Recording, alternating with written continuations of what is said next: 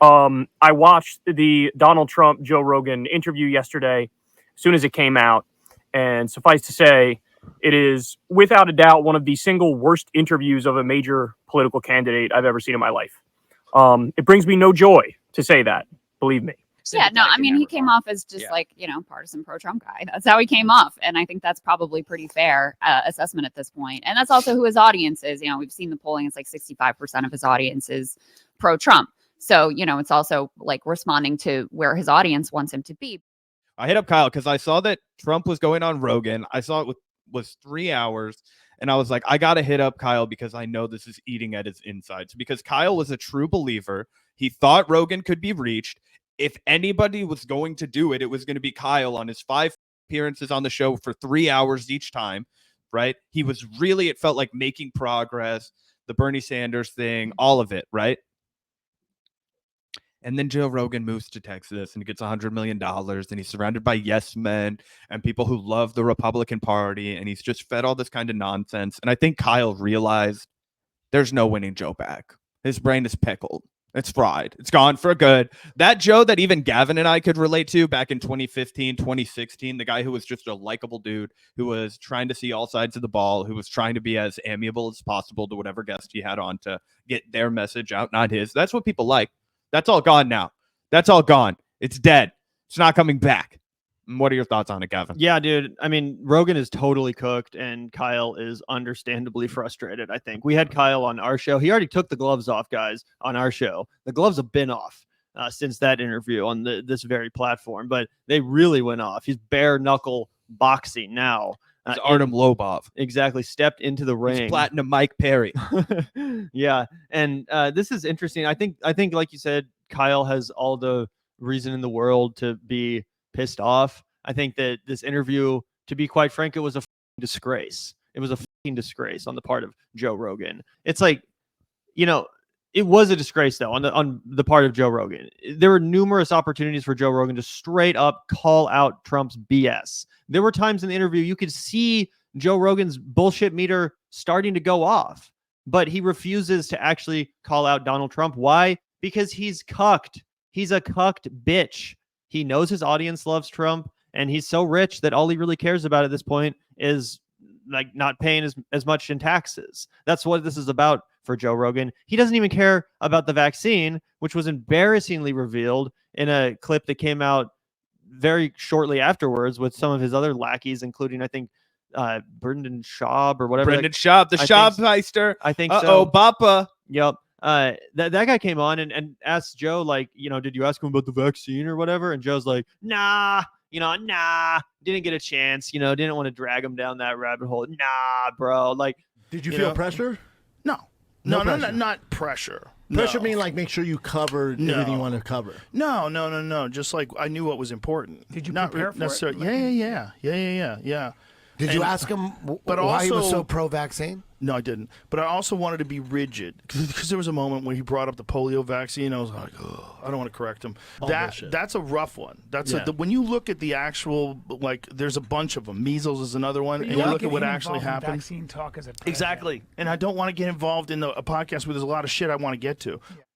What? You just spent the last 4 years dragging your audience down this rabbit hole of deranged conspiratorial misinformation, ivermectin, convincing them this is the most important conspiracy, the most important psyop being inflicted upon the American public since who knows when. And then you have the guy on who was president during Operation Warp Speed, who was president during the lockdowns, and nah, bruh, nah, we didn't get into that shit. No, dude, I had him for 3 hours, and nah, man, I didn't even talk about that. Pathetic. Even the thing you claim to care about, which is total hokum, you weren't principled enough to ask a tough question about. You weren't principled enough to sit down and say, hey, let me nail your balls to the wall at least for 20 minutes about this thing that I've spent the last 4 years hyperventilating about. It's insane. It's so cucked. The one thing I have to add before we play to this, because I thought that was superb analysis, Gavin, is that a lot of people are misanalyzing the reach that Joe Rogan has. And I thought you characterized it very well. This is not 2019 anymore, guys. It's not 2020 2020 anymore. Joe Rogan is not nearly as relevant as he used to be. And it's crazy because the media doesn't understand relevance until it smacks them in the head over and over and over again, right? They didn't know when Joe Rogan was really at his hottest. When Joe Rogan was at his hottest, he was still kind of underground.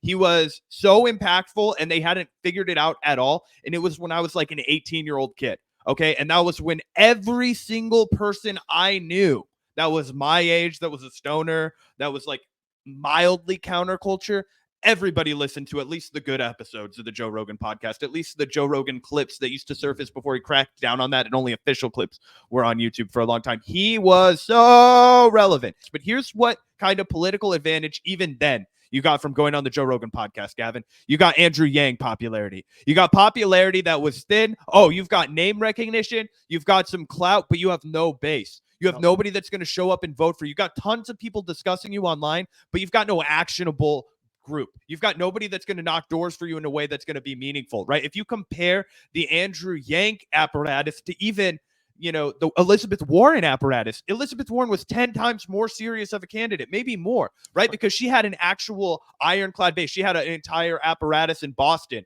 that was moving for her all across the country. Okay, you're not going to get there with Joe Rogan because, again, you're running into two problems. If you are going to vote, his base is going to go to Trump, and the reality is that most of his base isn't actually going to vote at all. It's like 5 million people that you don't ever consider calling to try and get their vote or to move the needle on them because they're so disenfranchised. They've got opinions. They want to run their mouth, but they didn't register, and it's probably too late to get them to register unless their state has same-day registration. You can't register today and go vote.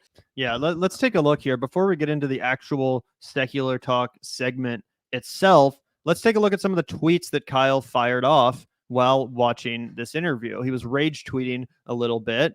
And again, this isn't just like some random person. Kyle Kulinski has been on the Joe Rogan Experience at least 4 times. He's kind of the resident lefty, the token lefty, to put it less charitably, if you will, on the Joe Rogan Experience. And Kyle's taken some criticism over the years for what some have considered him kind of laundering the reputation of Joe Rogan for the left, saying, oh, he's a reasonable guy. He can be convinced. We can reach this person. And I've sympathized with that approach. I think that even if Joe Rogan himself can't be reached, his audience 100% can. His audience is full of incredibly malleable people.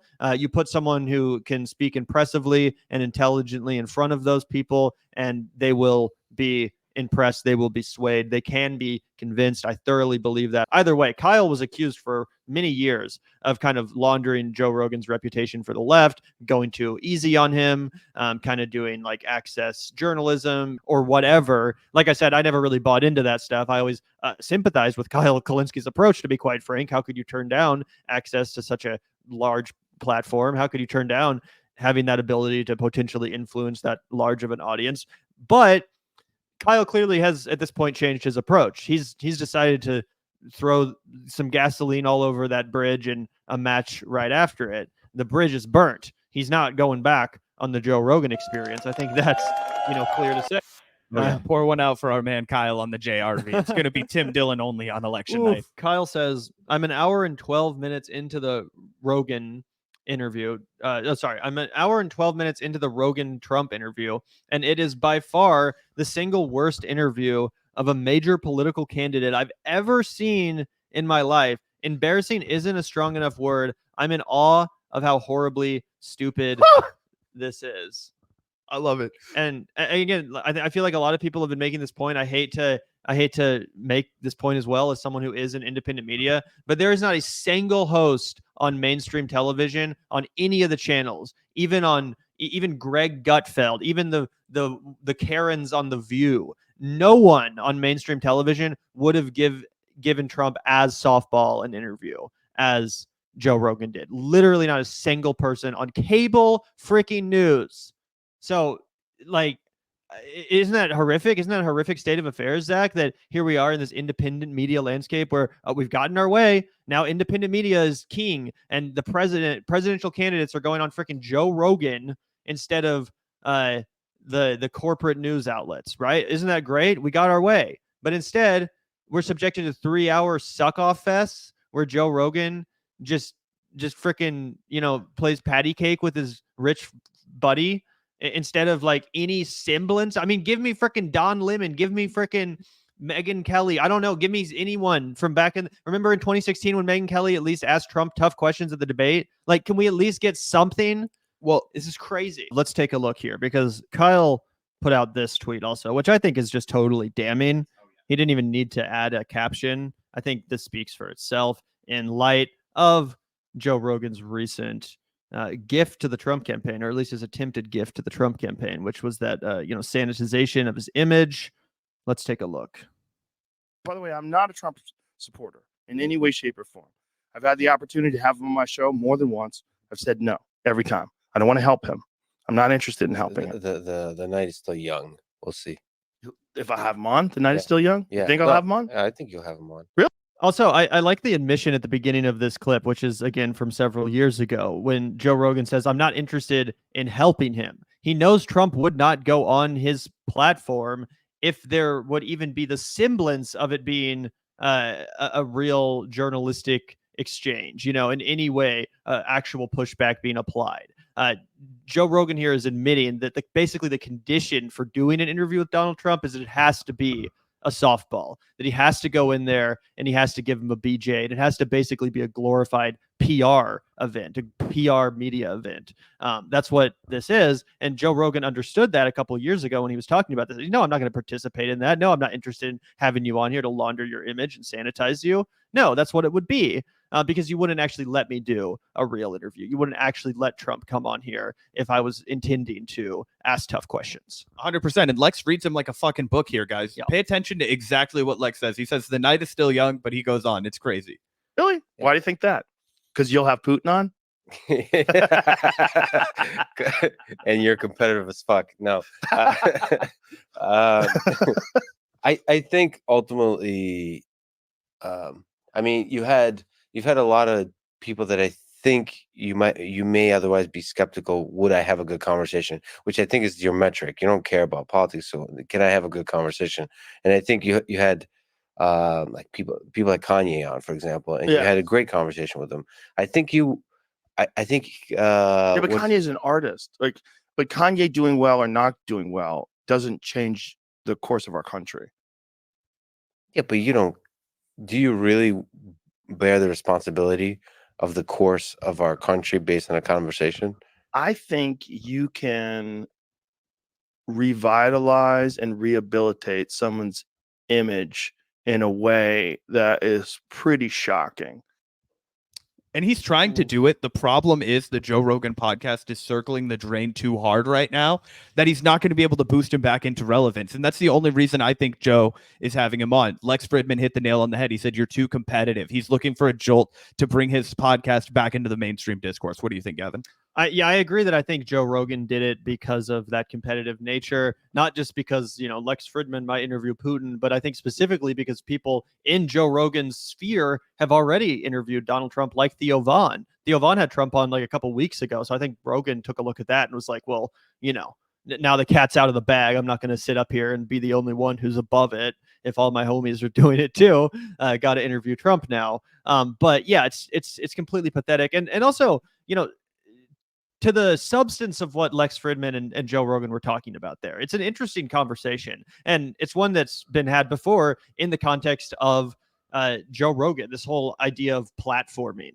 How ethical is it? Well, I'm just having a conversation. What do you mean it's unethical to have a conversation? It's my show. I'll talk to whoever I want. You can't blame me for how people vote based on a show that I had. Well, I actually would agree with that if this was like 2022, perhaps, if Joe Rogan had Donald Trump on in 2022, or, say Donald Trump wasn't even running for re-election and he wanted to have him on. Sure, go for it. I don't have any problem. I'm not going to pearl clutch about Joe Rogan having a conversation with a former president. It's fascinating. Of course, you'd want to ask him about JFK and aliens and all that kind of stuff. I don't blame Joe Rogan for wanting to have that conversation at all, specifically with a guy like Donald Trump, who's so entertaining and so wacky and so full of interesting stories, even if he's completely deranged and probably a total fascist, right? I get the instinct. What I have a real problem with is doing it like 2 weeks before an election, because then you're not just having a conversation. You are participating in PR. You're doing public relations for someone who very likely or very possibly will be our next president. Not so much based on Zach's prediction a couple minutes ago, but still if you look at the polls, he has about a 50% chance. This guy very likely could be in charge of America in a matter of months. And yeah, I do think it's really gross. It's really disgusting and quite frankly, just fucking disgraceful to have on someone who's seeking power at that level. Again, 2 weeks before a general election, to launder their reputation, to sanitize their image, and to do this buddy bullshit routine where you're like, yeah, man, the media has been so hard on you, bro. I can't believe that the media is out here every day like calling you Hitler and stuff. It's so outrageous. It's so unfair, bro. I can't believe it. It's like, dude, the media is not calling Trump Hitler. Trump's former chiefs of staff is calling him Hitler. The media just reported on it. Isn't that what the media is supposed to do? If Joe Biden's chief of staff was comparing Biden to Hitler and talking about how Biden can't stop quoting Adolf Hitler, do you not think the news would talk about that too? Joe Rogan, you nincompoop, you moron. How hard is this for you to understand, bro? And you want to sit here and do this buddy routine with Trump? I can't believe the media is so mean to you, bro. I can't believe they're comparing you to Hitler, without even acknowledging that it's not the media saying. They didn't just come up with the Hitler thing. No, they're quoting Trump's people, the people that Trump picked to be in his administration, that are talking about Hitler. And yeah, that's worth talking about. That's kind of relevant. But yeah, do you guys want to take a look at some of this video from Kyle Kulinski where he reacts to Joe Rogan interviewing Donald Trump and gives his unvarnished thoughts? Yeah, absolutely. Let's play. All right, guys, forgive the wind noise in the background. I wanted to get this video off my chest as quickly as possible, and this is the only place that I can really record here.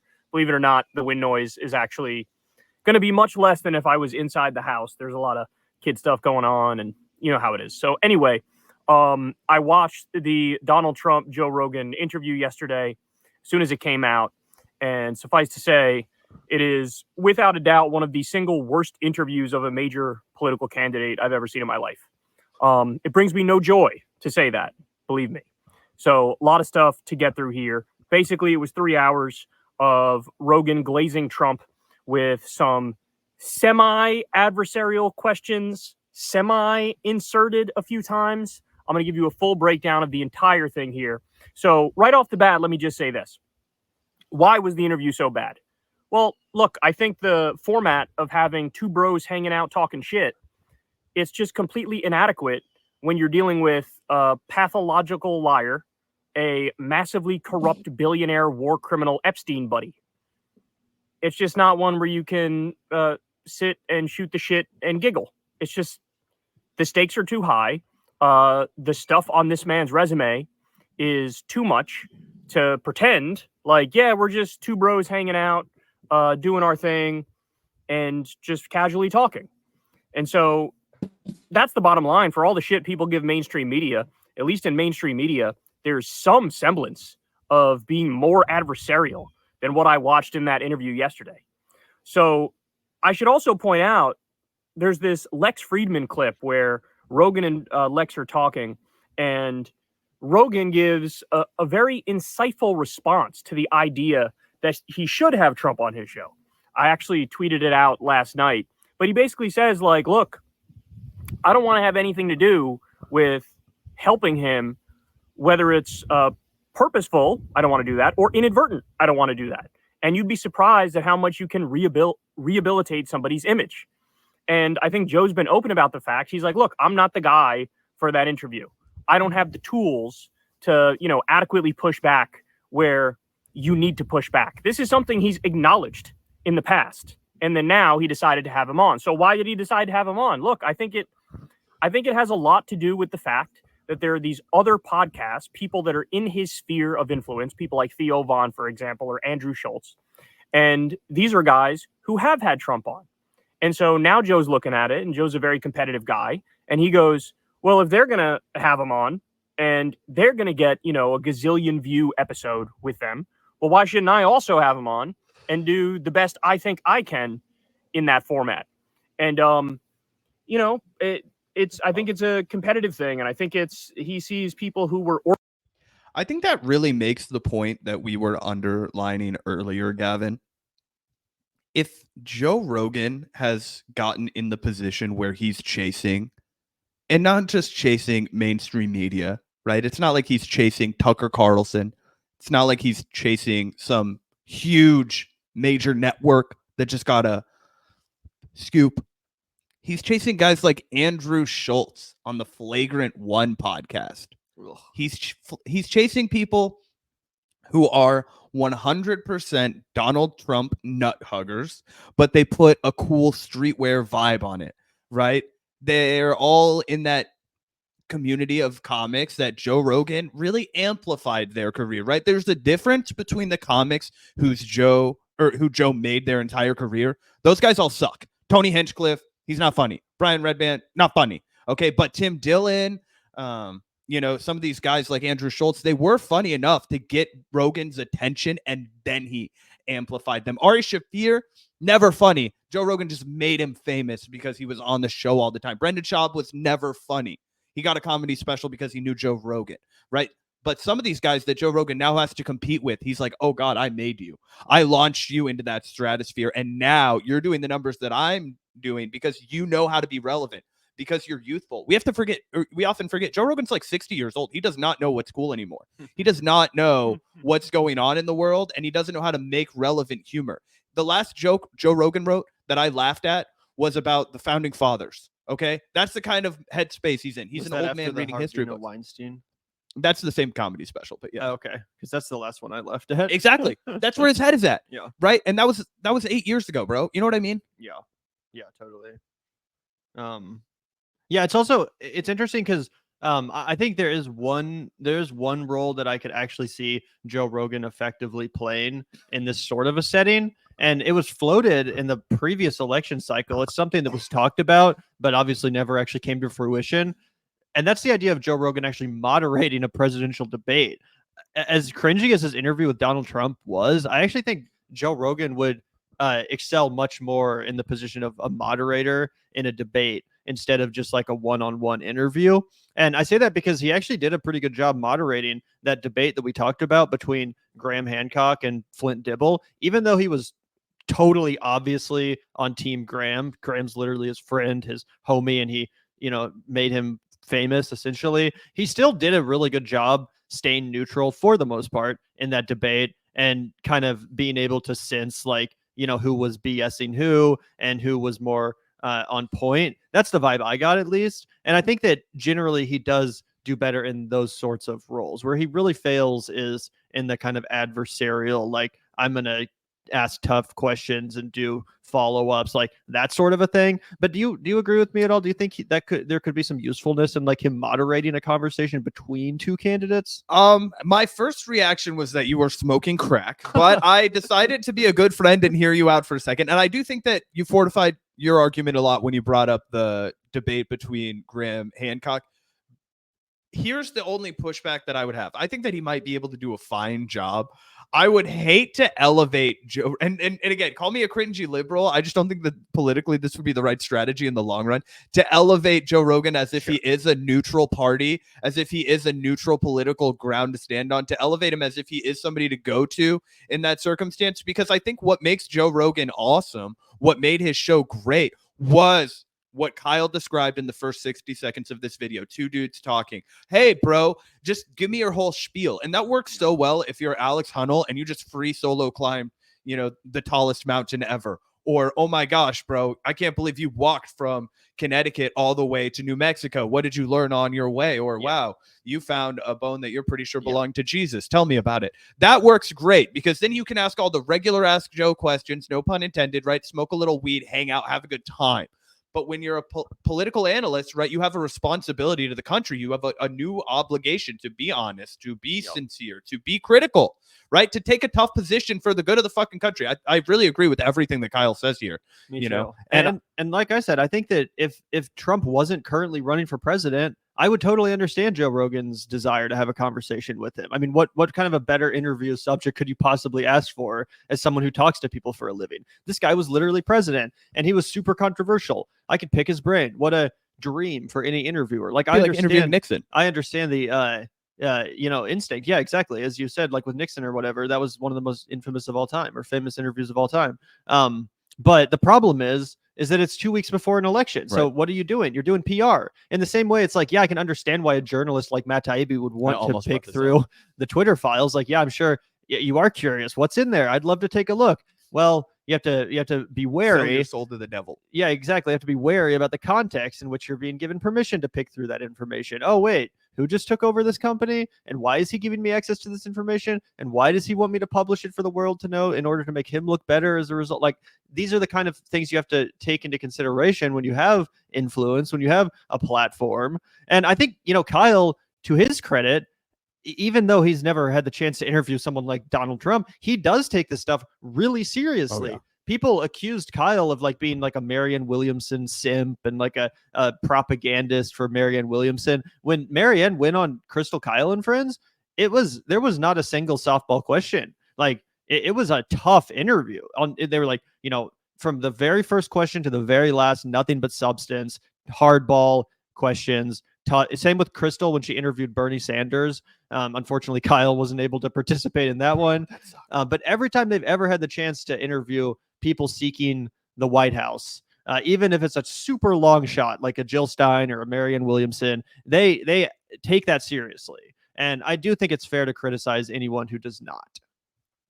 Absolutely. Let's hear a little bit more from Kyle.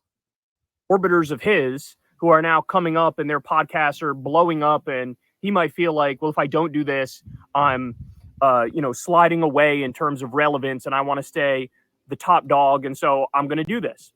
But again, as I said, it was honestly a humiliating interview is the best way to describe it. So before I get to the point for point, topic for topic breakdown of exactly what happened and what was said, let me tell you what wasn't asked about.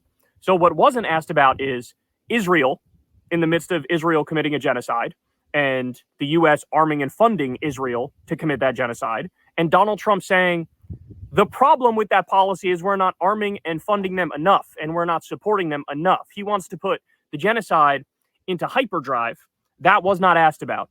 Roe versus Wade was not asked about.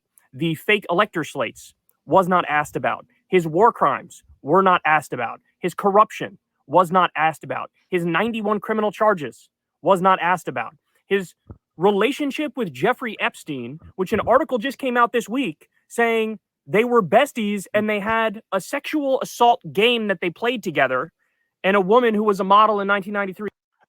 This is why Kyle's never going to get to interview Donald Trump, by the way. It's why he's never going to get to interview even Bernie Sanders, because the reality is, and I've heard from people that have worked with Bernie Sanders, one of the painful realities is the guy doesn't take criticism very well. And Kyle is not afraid to criticize anybody. That's, we're in good company when it comes to that. You know what I mean? And yeah, he would unload on any politician that he got the opportunity to. So I just want to double down and say, like, Kyle is not talking out of his ass here. If he had the opportunity to interview one of these politicians, it wouldn't have to be just Marianne Williamson. He would hold Ro Khanna's feet to the fire. Yeah. He would hold, Marianne, or whomever the fucks, Elizabeth Warren, whoever he would be interested in talking with AOC. Anyway. Yeah, even if he had on Tim Walz, who he's done a lot of positive commentary about, you don't think you would ask him a bunch of tough questions? Obviously, that was a way better example. I couldn't get there. Anyway, we can keep watching for a second if you want. Yeah, let's take in some more of this. Also, I dig the sunglasses from Kyle. I think he should lean more into this look. He came out and told a very detailed story, which, by the way, fits with Trump's MO completely. The whole grab him by the pussy thing, right? She tells this detailed story about how Trump did that, and Trump and Jeffrey Epstein were buddy-buddy, and there was this weird game that they played where Epstein would bring a woman to Trump. Trump would assault that woman. Then afterwards, Epstein would act mad about it, and it was a little tee-hee-hee, look at us doing our little fucking sexual assault game. I think if that story came out about any Democrat, Joe Rogan would be talking about it on his podcast endlessly and not bringing on the Democrats who were accused to fucking giggle with them, right? So none of that stuff was asked. It wasn't asked about, I don't know, Donald Trump's colossal, massive, legendary increase in drone strikes under his administration, over 400% increase, where we had a 330% increase in civilian deaths in Afghanistan. That wasn't asked about. It wasn't asked about him bombing Syria twice, about him bombing Somalia, about him assassinating. Yeah, and again, it's like, it would be one thing if Joe Rogan is like, well, he's not really as interested in that stuff. He asked about primarily vaccine related shit. That's what he's been talking about for the last 4 years. So obviously he wanted to talk about that. But Joe Rogan didn't even ask about the vaccine. As I mentioned, he was too much of a pussy. He was too much of a cuck to even do any aggressive line of questioning or serious pushback on the issue that he claims to care the most about. It's not the issue I care at all about. Zach and I couldn't wait to stop talking about COVID. We could not wait to stop talking. I failed chemistry. I can't give my opinion on a vaccine. I don't understand any of that I was like, shit. go listen to some medical podcast. Go listen to like some MD if you want to hear about the vaccine. I took it. That's all I could tell you. Exactly. Me too. But anyway, Joe Rogan clearly cares a lot, but he couldn't even ask Trump about that. He spent the first like fucking 50 minutes of the interview being like, what was it like on like day one? Like, what was it like to be the president on day one? And then just let Trump ramble forever. A top Iranian general, or trying to coup Venezuela, or ripping up the Iran agreement, which helped lead us to this war posture with Iran that we're on right now. It wasn't asked about the U.S. arming and funding a Saudi genocide in Yemen under Donald Trump, and then Donald Trump vetoed a bill to stop us arming and funding a genocide. That wasn't asked about. It wasn't asked remember when Trump said he wants to do war with Mexico in his second term, define the drug cartels as a terrorist organization, and then go do airstrikes against them? That wasn't asked about. It wasn't asked about him pardoning war criminals like the Blackwater war criminals with the Nisour Square massacre. That wasn't asked about. And so, I'm watching this, and I cannot tell you the number of times I facepalmed. I cannot tell you the number of times I was sitting there in awe of the stupidity of this interview. So if independent media, new media, wants to suck themselves off and act like, oh, we're special, we're great, we're better than mainstream media, you can't sit there and play fucking patty cakes with a guy like Donald Trump. But that's exactly what happened. All right, so at the very beginning of the interview, can we pause it again? The very first question was, I think it's also important to note that for Kyle, independent media was something that was an ethical choice. It was something that he believed in. It was something that he wanted to fight for, to enhance, because he believed in it politically. He believed in it ideologically. He wanted to compete with mainstream media. Joe Rogan came at independent media from the exact opposite perspective. It was, why do I need all these guys taking my money? I'm the host. I can figure out how to host this by myself, and then I get to keep all of the money. It was from a capitalist perspective. It was not from a moral one. Yeah. And I think we've seen exactly what happens when you let both of those two people run their course. Kyle's been tremendously successful. He's always stayed on his path, but it's like Joe Rogan has taken the bag at every opportunity, and you can just see the bifurcation in how independent media goes from here. You can either follow the money and allow it to corrupt you, just like corporate media corrupts you, or you can follow your own principles. But it's difficult, right? It almost seems like it's a case-by-case basis now. Well, it's also, I think, a conversation that needs to happen is like, the term independent media is a bullshit term.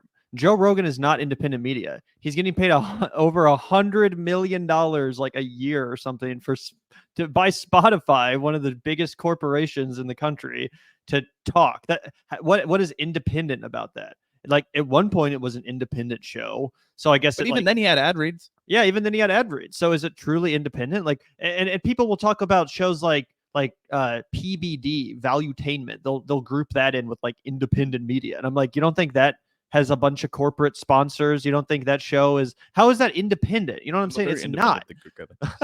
And it's like most of just because something's on YouTube doesn't make it independent media. Like CNN's on YouTube at this point. MSNBC and Fox News are all on YouTube at this point. They're not independent media. I feel like when people say independent media now, they just mean anything that's not on cable, like anything that their grandpa is not watching on his idiot box. And it's like, that's not independent media though. But anyway, my point is that independent media is bullshit for the most part. At least what most people consider to be independent media. Secular Talk is an actual independent show, as Kyle talks about and brags about. He doesn't take any corporate money. He doesn't take any sponsorships, just like the Vanguard. We're also genuinely independent media. We don't talk to any sponsors. We don't talk to any advertisers. We don't read any talking points. We're not in bed with any advocacy organization. We're not like, taking money from literally anybody other than our audience. We are 100% viewer funded.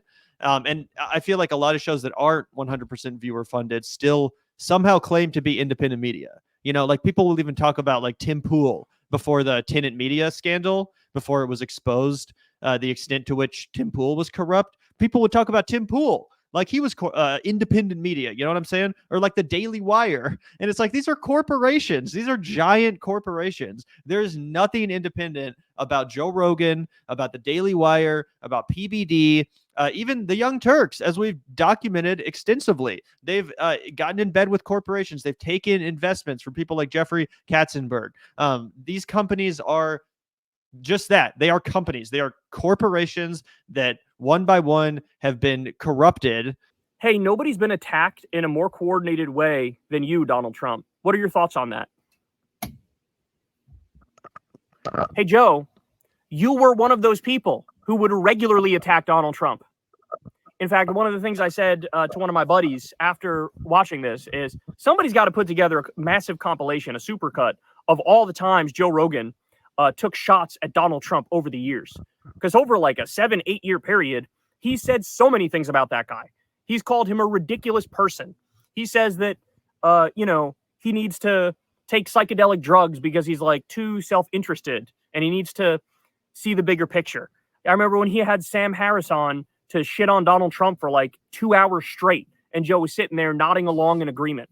Joe famously talked about how he thinks Donald Trump is on uppers all the time. And, he cited some prescription for Adderall from like the 1990s or some shit to talk about that. The number of criticisms Joe used to love Joe talking about that. Joe used to love accusing Donald Trump of being on uppers. He'd be like, come on, he's getting Same with there. Kyle. Kyle got really into the whole Dude. Sudafed thing. Yeah. They were both feeding into each other at that time. That was when Kyle had a lot more sway over Joe. That was when Joe was thinking a little more rationally. He was like, oh, how's he going to lose all that weight? He lost a little bit of weight. He's still eating cheeseburgers and Diet Cokes. How the hell's that happening? Yeah. Oh, man. Joe Rogan fallen so far, always in decline, never hitting bottom. And I love to see Kyle go in on Joe the way we go in on Anna Kasparian. It makes me feel like we're righteous soldiers and arm in arm in this crusade against the post left. So yeah. Not that I would ever say Rogan was really on the left, but at least he had better instincts. He was on the normal train for a while, pre-COVID. Yeah, I mean, about as normal as a guy as rich as Joe was, He always kind of was into weird shit. That's true. Yeah, but like, I know what you're saying. There was a point where you could actually say, like, he kind of does speak for the average Joe. It was crazy to say, but he was the Fear Factor guy. It wasn't like he was, super famous anyway. Anyway, just wanted to throw this one up on screen one more time before we move on. Just such a damning statement, and one that, frankly, I do kind of agree with. The Trump interview the Rogan Trump interview is by far the single worst interview of a major political candidate I've ever seen in my life. Embarrassing isn't a strong enough word. I'm in awe of how horribly stupid this is. And yeah, I agree. I think that is an accurate statement. Even I expected more from Joe Rogan, guys. Like I've obviously been someone who's known to dunk on Joe Rogan, despite the fact that I at one point was a fan of his podcast. I think he's gone in a really cringy direction. But given his previously voiced hesitation about interviewing Donald Trump, I figured that Joe Rogan would at least take a little bit more, that he would feel a little bit more responsibility to treat this seriously, to act like, not to be a journalist, but to at least bring a little bit of integrity to the table and to at least try to take it seriously. And it just seems like he rolled out of bed, hit the bong, and put on his dumbass looking, black dress shirt. And so, hello, President. I also think a big thing about Joe Rogan and his, renewed appreciation for Donald Trump that we have to talk about is Dana White. Dana White is like so involved in the Donald Trump campaign, and Joe Rogan is good friends with Dana. 100%. No, it's not even close. It's not even like, that's not even a conspiracy, guys. What's happened is Joe Rogan has become so isolated from anybody that could anchor him to reality, right? So he's being shuttled from his compound in Austin, Texas, okay, to his comedy club in Austin, Texas, where it's a bunch of I hate wokeness comedians 24/7. You know who those people love? Donald Trump. Okay, so he's surrounded by a bunch of people who are constantly telling him, no, Donnie's not so bad, dude. You just still have all that California in your mind. These are the same people that told you the vaccines were good for you. Come on, bro. You got to start thinking for yourself, bro. Then he goes and he hangs out with Dana, and then he sees Donald Trump and he meets the president, and he's hanging out with Tucker. And these guys all go to the UFC fights together. Kid Rock is there. That's why he had Kid Rock on the show. It's a whole gang of dudes, and that's who he's steeping with. That's who he's marinating with. And what's happened is he's completely left reality. And do you know what happens when you're 60 years old, Gavin? You make up your mind one last time and you stick to it. I don't think we're ever getting Joe Rogan back. I don't think we're ever getting the guy that used to be somewhat reasonable. And you're seeing a clear regression. And I thought it was really good of you to point that out. You remember back in the day when he did have a sense of obligation. It was there in that Lex Fridman exchange where he was like, oh, I do feel like I have an obligation to use my platform seriously. That initial criticism that he got, a lot of it was from people who were not sincere, who were not coming at it in good faith, but he really grappled with it from the people who were like, hey, man, your voice reaches millions of people, a lot of them extremely impressionable. You have a responsibility to do that. And he kind of took it and he managed it and he wielded it really mid up until the point that he shit the bed completely, right? And I just think that we're never going to get back to that. We're just going to see a downward regression, and the more backlash that he receives from people like Kyle Kulinski, the more he's going to retreat into the comfort of the people like Tim Dillon, like Andrew Schultz, the people who are going to just gas him up and tell him that he's the best and he's a G and he trailblazed and he, because he kept them fed. He did what, they all dreamed about, which was making them rich as fuck. And that's all they care about, which is why they're down with Donald Trump. And that's the most depressing thing about all of this. Obviously we're political commentators, we're people on the left. So we're coming at this from like a perspective of what's the responsible thing to do, what's the moral thing to do if you're going to be able to interview a presidential candidate, let alone someone as controversial and criminal as Donald Trump. So that's the perspective we're coming at this from. But I think what's even more damning about this Rogan interview is that even just from the perspective of a normie who likes podcasting and who wants to listen to interesting conversations, Joe Rogan wasn't even able to make this conversation that. It was boring as fuck. It was impossible to sit through even an hour of it because Joe Rogan is so cooked at this point that, like I said, he doesn't have the instincts necessary to make the conversation interesting. He doesn't know how to properly challenge this man. He doesn't know how to make the conversation lively and introduce the level of pushback necessary to actually make Donald Trump an interview subject worth interviewing because of the fact that he rambles so much, because of his trademark weave that Joe Rogan, like I said, was incapable of properly countering. It just became an unmitigated rambling attempt at PR. It was no different than when Elon Musk interviewed Donald Trump on Twitter Spaces. Remember that disaster? It also went on for technical difficulties. Yeah, less technical difficulties. That's fair. It was definitely young easier. Jamie did his job. It was easier on the ears. It was easier on this. It was not delayed. But as far as the actual substance of the conversation, it was just as boring. Remember how boring that shit was? People tried to react to it, and it was just like, oh dude, I only watched the clips on Twitter. But it's disgraceful.